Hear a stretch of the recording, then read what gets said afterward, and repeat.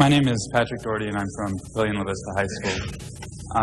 I was wondering, with the increasing costs of education today, what can students do to deal with their debts once they're out of college?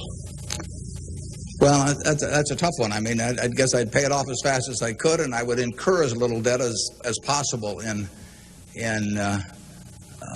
before that time came. And I would say this, in my experience in business, there is very little difference, if any, between a very high-priced business education and what's available for a lot less money. So I went to the University of Nebraska at Lincoln my last year in college. I went to Wharton for a couple of years before that. I learned just as much at the University of Nebraska as I did at Wharton. And there's nothing against Wharton. I mean, it's just we had a very good school here. I had some terrific professors at Lincoln.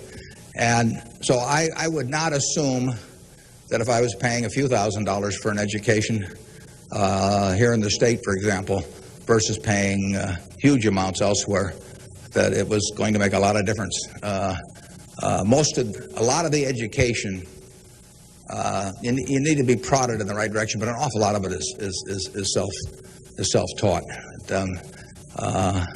I mean, Andrew Carnegie did a wonderful thing in this country in terms of libraries, and I used to spend a lot of time at libraries. I even got locked in at the University of Omaha, what was then the University of Omaha, and I couldn't get out for hours. And one night I got so entranced with what I was reading. But there's all kinds of information available now with the internet. It's so much easier than it was then. So it's out there to be taken, and it isn't necessary to pay $30,000 or $35,000 a year to go to some big name school to get the education at all. I mean, if you're going to learn accounting, which is probably the most important course you'd take in business, if you're going to learn accounting, you can learn accounting absolutely as well, in my view, going to UNO as going to Harvard. I mean, I see.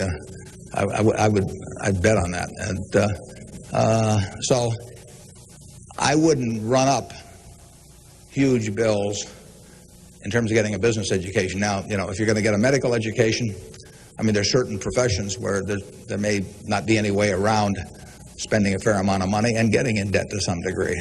You've got to make that decision yourself, but I'd certainly try to minimize it.